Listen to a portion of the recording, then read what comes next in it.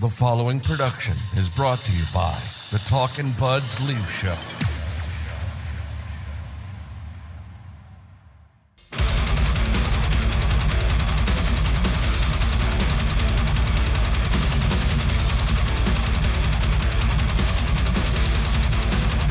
Here we go. Talkin Buds Leafs Show, episode 273. I feel like my head is spinning. We are getting closer and closer to Friday's trade deadline. This time of year is absolutely unhinged. You have people freaking out. You have every insider in the world being the Leafs could be in pursuit of a fourth line fringe NHLer, and some insider on Twitter will be like, listen, if they want to get a guy that caliber, they better be prepared to give up Minton, Cowan, Danford, and the first in 2026 if they want to get a guy who's a part-time AHLer. Like, it's completely... We've lost our minds, Ryan. Everyone's lost their mind, which they do at this time every year. Yeah, it's unhinged. It's unhinged. The shows that go on all day, the day of the trade deadline is unhinged. The asking prices are unhinged. The reporting, the players of who's available, who's not available. I think this year it's really hard to filter through who's available and who's not available.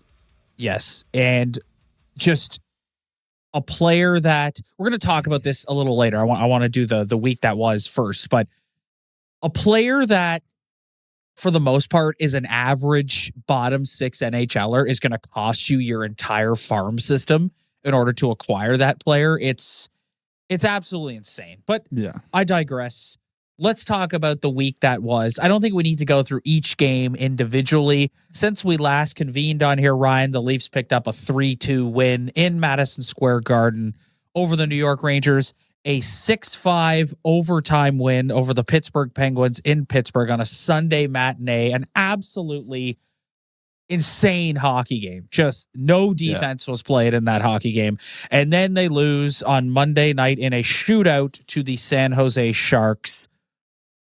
Observations. First and foremost, this hockey team is not the same hockey team, and their back end is a massive problem when Chris Tanev is not around. That is as giant of a roster hole as you will find on any team in this league, in my personal opinion.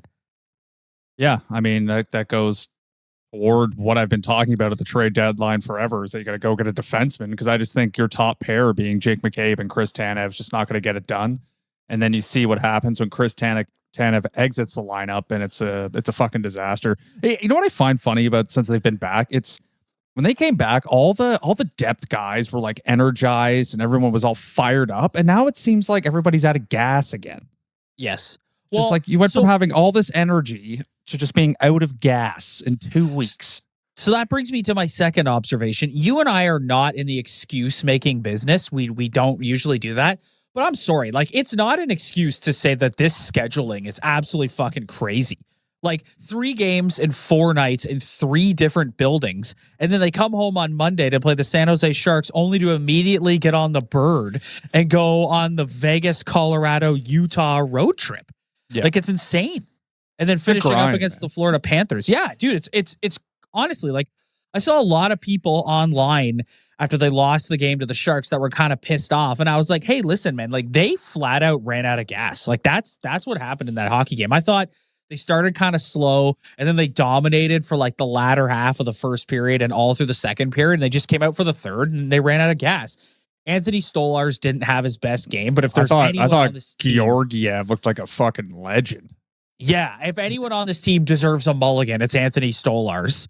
Yeah. And you give credit to the San Jose Sharks, man. They were down 2-0 and came out in that third period and just they outworked and out-hustled and outplayed the Leafs. And listen, there are some teams in this league that, like, some of the bottom feeder teams, like the Chicago Blackhawks, who are just in no man's land. The San Jose Sharks, man, they got a lot of good young talent. You check back on the San Jose Sharks in 2-3 years. They're going to be back at that of the Western Conference. Yeah, I thought their goaltender was insanely good too. The amount of clean looks that guy, he stopped every clean look all night.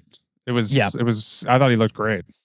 Second thing I want to bring up to you is we posted a clip on our Instagram and our TikTok of us discussing the play of Auston Matthews.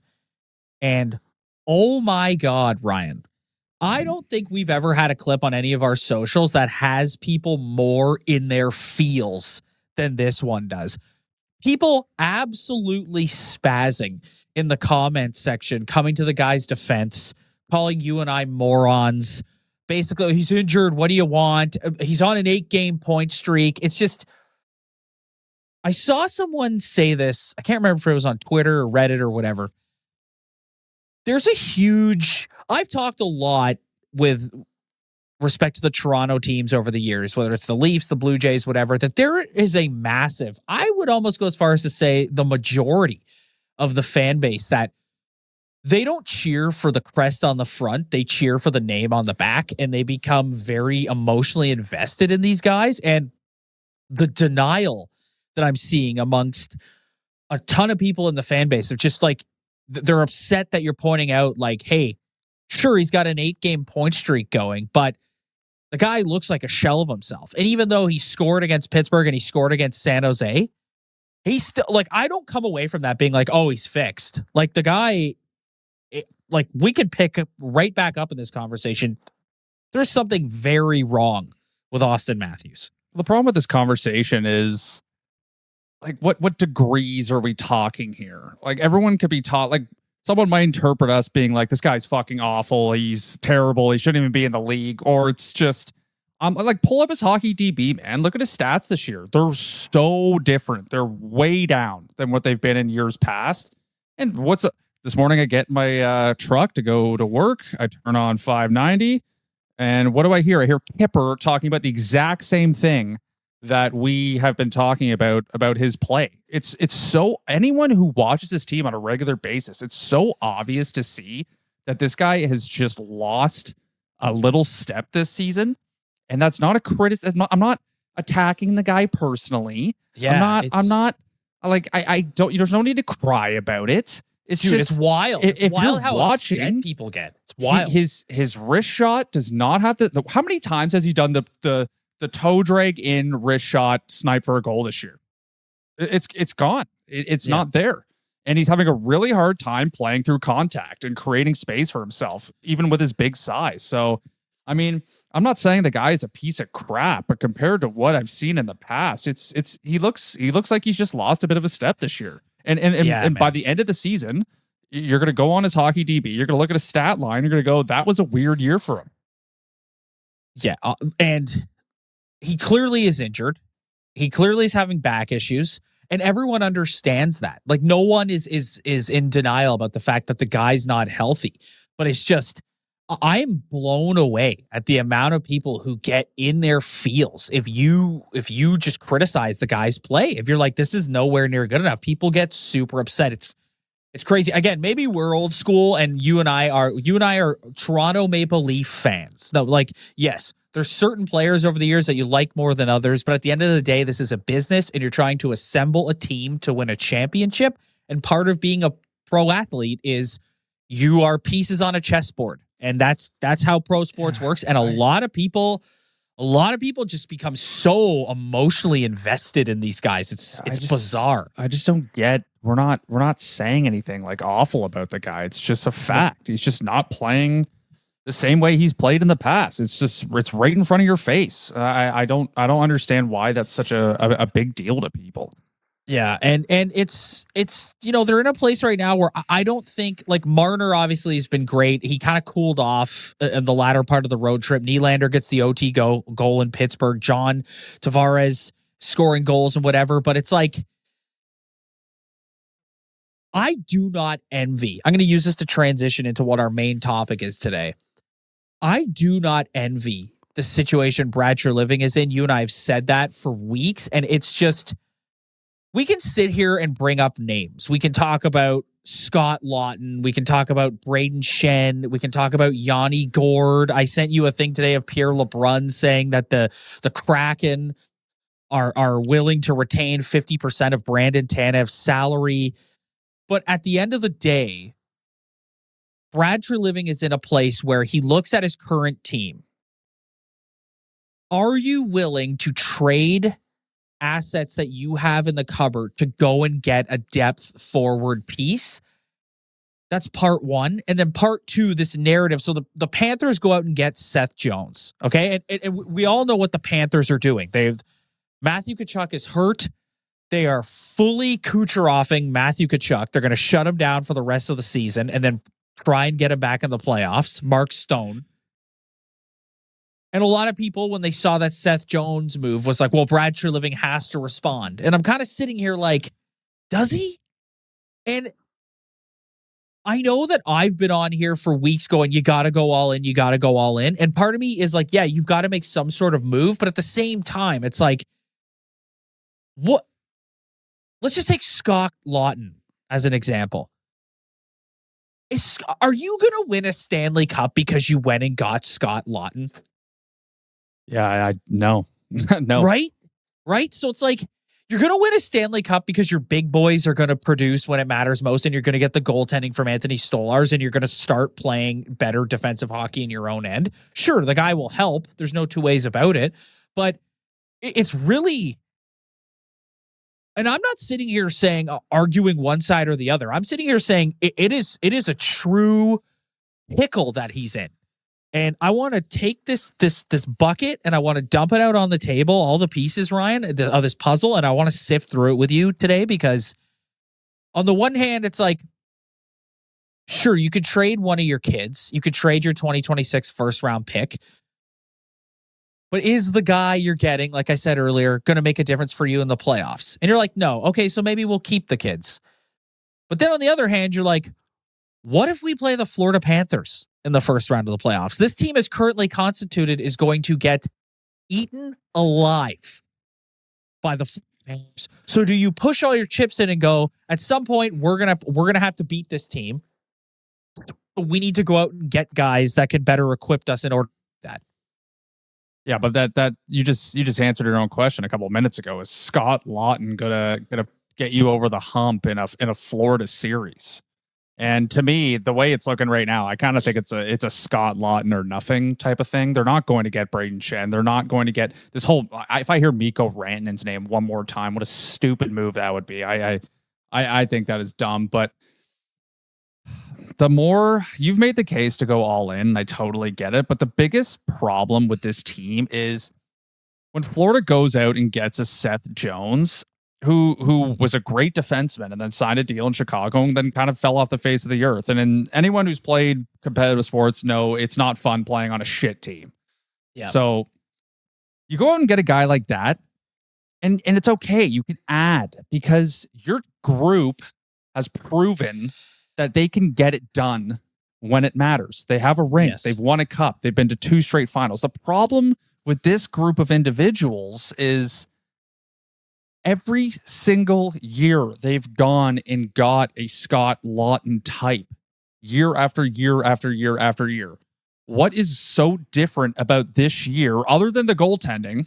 I guess that's the only argument you have. But what is so different about this year that you're just going to give away future assets to go get a third line center? It's a really tough decision because it's almost 10 years of this shit and it's about time to get over the hump, but you're also going to completely sewer this organization going forward in years to come if these guys don't get it done. So you kind of have to go. I know I hate this mentality in pro sports, but you almost have to sit back and just try to keep this competitive window open as long as possible. And it's just so hard to foresee them going to get a guy like Scott Laughton and then the big boys are able to get it done all of a sudden. That's why it's almost, to me, I'm leaning towards it's not worth it going on Twitter right now and seeing all the fucking price tags that come along with these guys. Because it's just insane. That's the thing, man. It's like obviously Braden Shen has been the name that everyone's kicked around for the last couple of weeks. And do I love Braden Shen as a hockey player? Yes. Do I love what he brings? Do I think he would be a valuable addition to the Leaf room? Absolutely. But not at that price tag. Like if I'm giving up, the Leafs are not rich with like the farm system is not robust. Like when we talk about Leafs prospects, we talk about like needle moving prospects. Like, yes, they've got the Grabankins of the world and that sort of thing, but like needle moving prospects, we talk about Easton Cowan and Fraser Minton. And if you're going to part with either one of those guys, I would like it to be for an impact player at the NHL level. And I just don't, again, all these names that we're bandying about, at the end of the day, if you go out and spend the farm to get Scott Laughton or Braden Shen or Yanni Gourde, it doesn't matter if Auston Matthews is going to be a fucking ghost come playoff time. Yeah. It doesn't matter if Mitch Marner is going to revert to his, like, the heavy lifting. I heard Brian Hayes say this the other day, and I completely agree. The heavy lifting was done in the offseason. You got Chris Tanev, which is the best defensive free agent signing this team has had in, a decade? And you've got Anthony Solars, who has been an elite NHL goaltender this year. So anything you're bringing in at the deadline is a bit piece. And I'm not opposed to going and getting a bit piece, but I am opposed to spending your entire farm on it. Because that's what this is. Yeah, no, you're totally right. I just don't. The more I talk about it, the more I think about it, the more it just makes no sense. Unless you're going to find an absolute stud out there, and that maybe that's worth it. But I just don't think that's going to happen. It's a really tough conversation because, like, you want to win now. You really do want to win now, and yes. Easton Cowan's doing nothing for you right now. And I don't even know if he's going to do anything for you next year. And is he the next Nick Robertson? Like, we don't know what this guy is going to turn into. So really, It's just like, I don't want to put this guy too much on a pedestal. Fraser Minton, if you compare, not to cut you off, but I want to draw a comparison to what you're saying. Fraser Minton right now, like if you look at Fraser Minton and Scott Laughton, okay? Like we're projecting Fraser Minton becomes like a good third line center option for you. That's not happening this year. It might not happen next year. But he's young and you have him under team control going forward. Whereas like you bring in a Scott Laughton outside of this playoff run, I just don't see. It's kind of what's the difference at this point? What's the difference? Yeah. No, I think you're like answering your own question here. It's ultimately it's not worth it. And I just look back at the past. It's never worked until you're telling me that the guys, remember a couple of years ago when they first signed John Tavares and it's like, we're getting over the hump. Telling me that these four guys just can't get it done ever. Because if they can't, then it's not worth it. It's not worth getting rid of dudes who can provide something on your roster in a year or two for no money, just to go get Scott Laughton to walk out the door at the end of the season because you can't pay him. Like at the end of the day, your top guys haven't proven anything. So I just don't think, and I don't think they're a player away. I think they're several players away. Yes, I think they're two especially on the back end impact players away from being taken seriously, unless they get the greatest goaltending in the world. That's my problem. I just don't think one third line center is going to just cure all their problems. I think they need an extremely impact defenseman.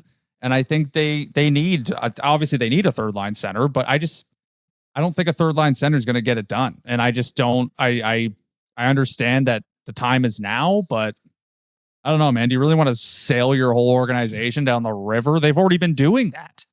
Yeah, like they're lucky that they've been able to fill holes with like Matthew Nyes and stuff like that. Like I don't know. It just doesn't make sense. This NHL season has been as predictable as a puck rolling on its edge. No one knows where it's going, but that just means there's time for your favorite team to figure things out and games left for you to get in the action at DraftKings Sportsbook, an official sports betting partner of the NHL. It's super easy for first-timers to get started. Try betting on something simple like picking a team to win. Go to DraftKings Sportsbook app, select your team, and place your first bet. And if you're new to DraftKings, listen up. New customers bet $5 to get $150 in bonus bets instantly. Download the DraftKings Sportsbook app now and use code THPN. That's code THPN for new customers to get $150 in bonus bets instantly when you bet just $5. Only on DraftKings. The crown is yours. Gambling problem? Call 1-800-GAMBLER. In New York, call 877-8-HOPE-NY or text HOPE-NY 467-369. In Connecticut, help is available for problem gambling. Call 888-789-7777 or visit ccpg.org. Please play responsibly. On behalf of Boot Hill Casino and Resort in Kansas, 21 and over. Age and eligibility varies by jurisdiction. Void in Ontario. Bonus bets expire 168 hours after issuance. For additional terms and responsible gaming resources, see dkng.co/ice. So what do you say to the people who would argue, well, you need to do something because this current version of the Leaf team is going to get annihilated by the Florida Panthers, which I believe, by the way. Yeah, me too. 100%. That's a nightmare first round matchup. I watched a bit of the Panthers and Lightning last night. I was flipping between that and the Leaf game. It has never been more apparent that the Leafs need to do everything they can to win the division this year, because what you want is to win the division. And we can get into the whole sidebar conversation about they can lose to anybody or whatever.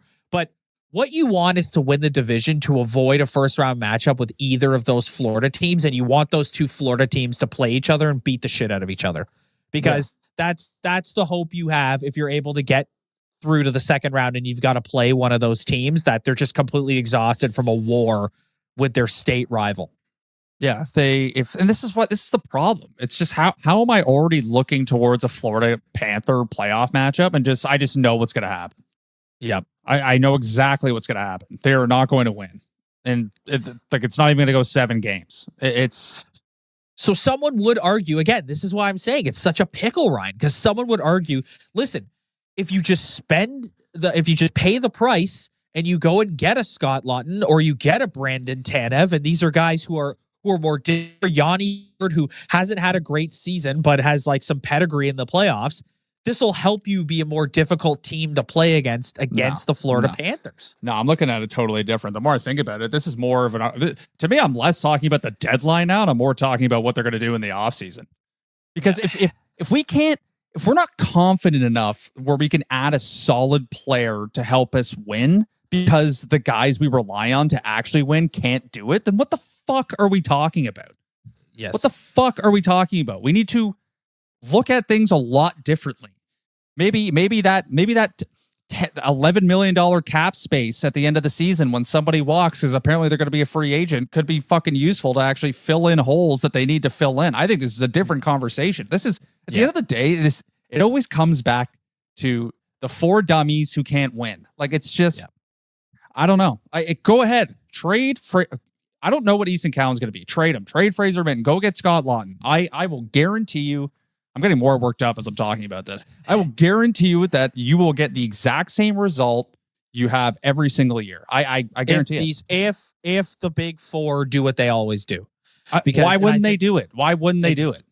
Well, and that's especially with Auston Matthews. Oh, he's hurt. Leave him alone. Great. He's hurt. Oh, fantastic. Well, let's go trades for Scott Laughton because our top guy can't fucking play. Yeah.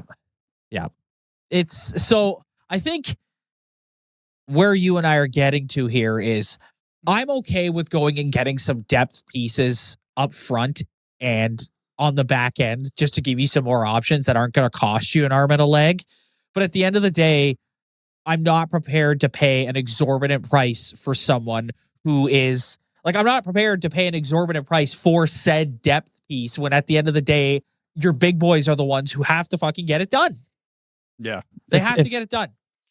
Unless someone calls you with some guy you had no idea was available and he would just be instantly one of your best players. I honestly think they would be wasting their time and wasting assets by going to get anybody. I really do. Well, anybody that's like any of these names that are getting thrown around. If you can get, I saw on Twitter the other day that you could get Yanni Gourde for a 3rd round pick. Okay, cool. Let's do it. Just add him to the mix. Let's see what he can do. Like, I'm okay to do that. Or you go and get another defenseman to throw in the mix with Timmins, Benoit, and Myers just to see like what that person can do. Okay, cool. No problem.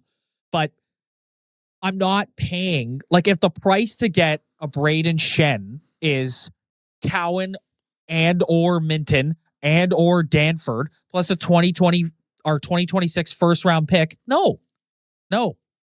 Okay, I'm gonna shift back into my less angry mode and go into actually, okay, if they were to make a trade, I would rather them go get Braden Shen than a Scott Laughton. I would. If you have to make a move and you have to get rid of people, I would rather go get a player like that than go get Scott Laughton. Just because of the pedigree, the way he plays. Craig Berube clearly is a massive fan based off what he said in the media about him. So, I mean, he's an older player. That's a problem. He's got years left on his deal and a decent cap hit. That's going to be a bit of a problem. You know, the cap's going up. That's part of the reason why the price tag on him is so expensive. Yeah, as it should cap hit, and the Leafs don't have any money.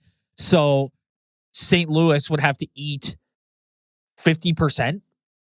And why they'd have to take a contract like Max Domi or someone would have to go the other way because the Leafs need to clear out some money in order to bring in a Braden Shen.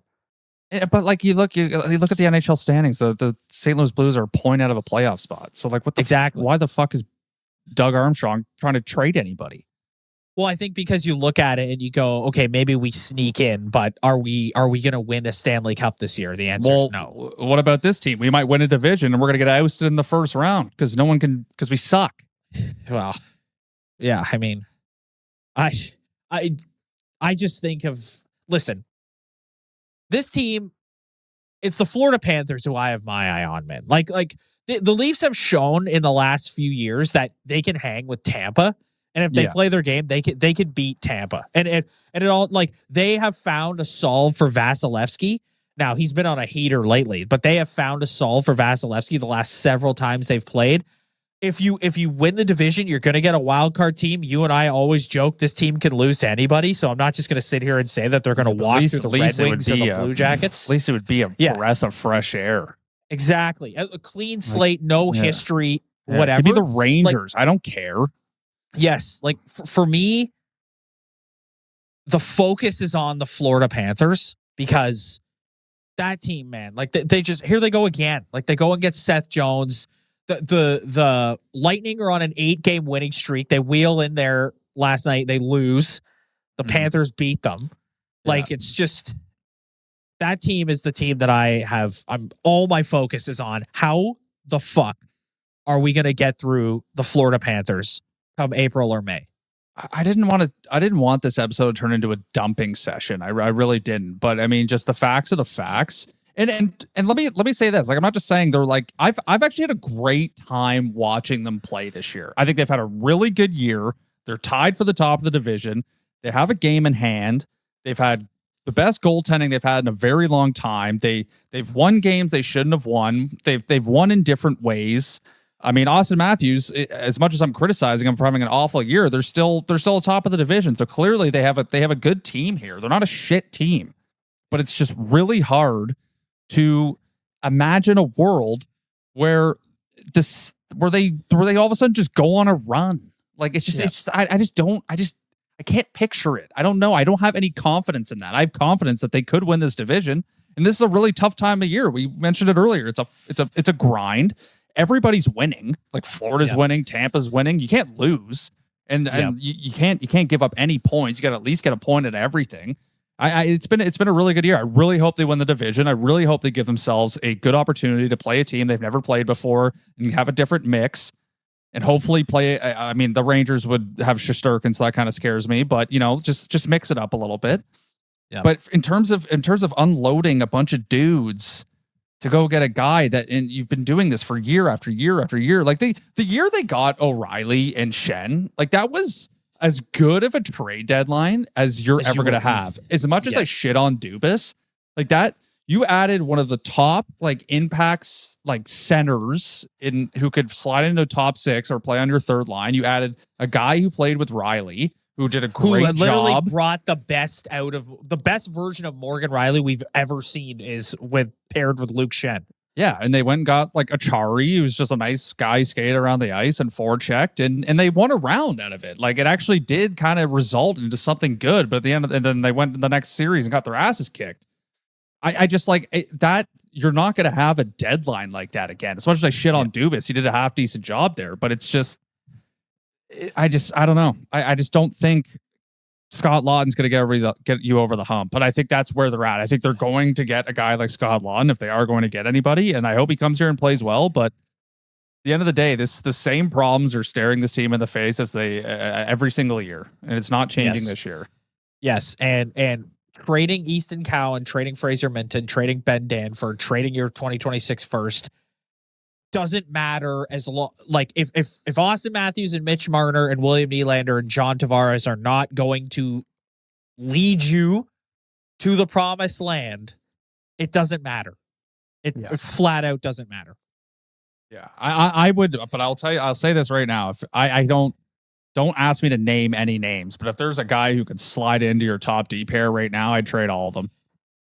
Yeah, but those guys that's the problem. See, I know, they're not and I think that's why we've come back around on our like go all in take, because the price that we was paid to go all in was not for Scott Laughton. It would have been for the type of player you're talking about. Yeah. I would trade anything. I would trade Bobby McMahon. I would throw McMahon in the deal to go get a top defenseman. Yeah. And those guys just aren't available. So now that's what I mean. So Treliving's in between a rock and a hard place. But yeah, man, I never remember a deadline like this where it's just so. All I can say is what we've been saying for 2 episodes. I don't envy the guy at all. I don't envy at all. He's in a fucking tough position. And it's crazy. I mean, the only positive outlook I could have about this team and their window is hopefully one day they can just pull an Ovi, pull a Washington Capitals, where you had a core that never got it done, and then eventually you just got a group of dudes together who eventually just got it done at an older age. So by not trading away your assets, you're hopefully extending your window by constantly replenishing the dudes who you can't afford with the guys who are making their entry level contract money. So I mean, that's exact player that you're looking for right now is what you hope Fraser Minton will be in the next 2 to 3 years. Yeah, absolutely. Like that's the exact guy you're trying to get right now. You're trying to get a guy to add to your center depth that is a 3C that if needed could play in the 2C hole, depending on what's going on with John Tavares. And Fraser Minton is projected to become that for them in the next 2 to 3 years. So you're just like, do you get rid of him now? Or another thing about Scott Laughton too, where really I never thought we'd do an episode of this podcast where we'd spend 31 minutes talking about fucking Scott Laughton. It's like you and I are not Scott Laughton experts, but if you dive into the people who cover the Flyers, they will tell you Scott Laughton is a better winger than a center. So you're going to bring Scott Laughton in and he's going to do the Max Domi thing where you look at Max Domi and you go, you're not a center, but you're playing center out of necessity. Yeah. So you're going to trade assets to get a guy who is best suited on the wing. You already have a bunch of wingers. Yeah, it's true. I'm really mulling over my expectations for this team and this organization for this year and years to come. Well, like I said earlier, they're going to have. I like what you said earlier. I too have really enjoyed watching them this year. This is a good team. Are they a perfect team? No, but that's the NHL. Like you look around the league, no team is perfect. Every team has nights where they look terrible. And that's the NHL. Yeah. It's the best goaltending duo they've had in this entire era, and they're going to need some things to go their way. Like I said earlier, win the fucking division, make Tampa and Florida play each other in the first round. Like make that happen. Because if you can play a Detroit, a Columbus, a New York, God forbid, a Boston, like and get through that first round and allow Tampa and Florida to have a 7-game war, and you're there to take them on in the next round. Those are 2 teams that have played a lot of hockey in the last 5-6 years. Yeah. So I'm not saying they can't. We're not saying that they can't go into the playoffs and have success. What we are saying is the story of this team is regardless of what Brad Treliving does and who he brings in, the story of this team is going to be what it always has been. The 4 big boys are the ones who are going to have to take you there. Yeah. Period. I just don't think you can really do anything until that happens. Mm-hmm. Are we expecting them to win a Stanley Cup this year? Are we expecting them to win a Stanley Cup this year? The only chance they have, in my opinion, again, I'm with you. I didn't expect to come on here today and be doom and gloom, but in my opinion, the only chance they have is if Anthony Stolarz plays at a Bobrovsky level in the playoffs. That's the only chance they have. Like he is going to have to steal them games in a 7-game series. If let's just say they play Florida and they win a 7-game series, you're going to have to look at that series at the end and go, Stolarz stole them game 2 and game 5. Like you're going to have, that's going to be how they get there. Yeah. And that to me, that's a problem. You look at the Edmonton Oilers Cup run last year and you're like, why are we going to get there? We're going to get there because of Leon Draisaitl. We're going to get there because of Connor McDavid. And we don't give a shit if Stu Skinner's back there. Yeah. We'll figure it out.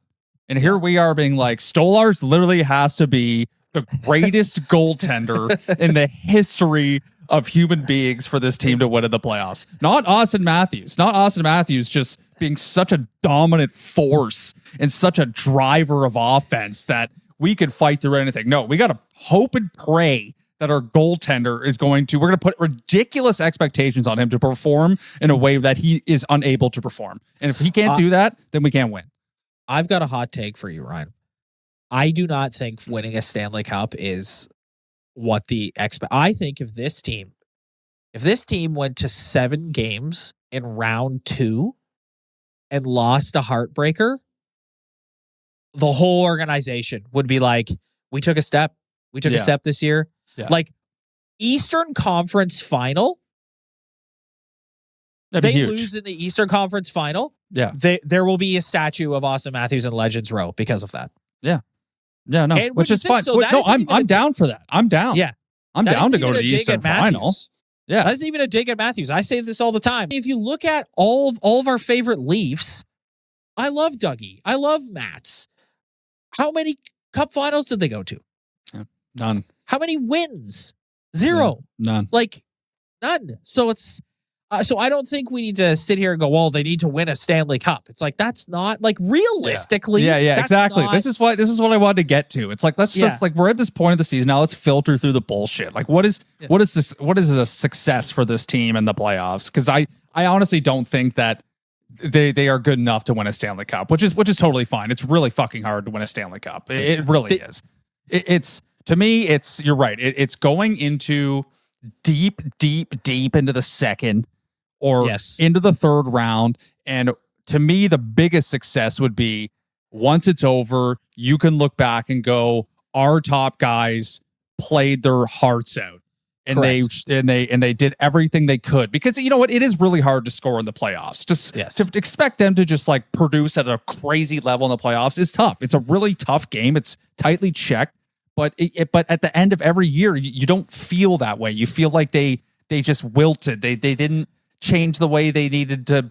They didn't change their game to fit the playoff style. They didn't, and you need to score a big goal eventually. So it's just, can you look back at the run and say, these guys took a step in their maturity level and they showed something different. They showed for the first time ever that they had a little something in them. And it's a long road. It's tough to win a cup, but at least they showed something. Yes. And I think you're right. Deep into the second round, and if they lose and it's just like it didn't go their way, I think everyone will walk away and be like, they took a step this year. That's 100%. 100%. Yeah.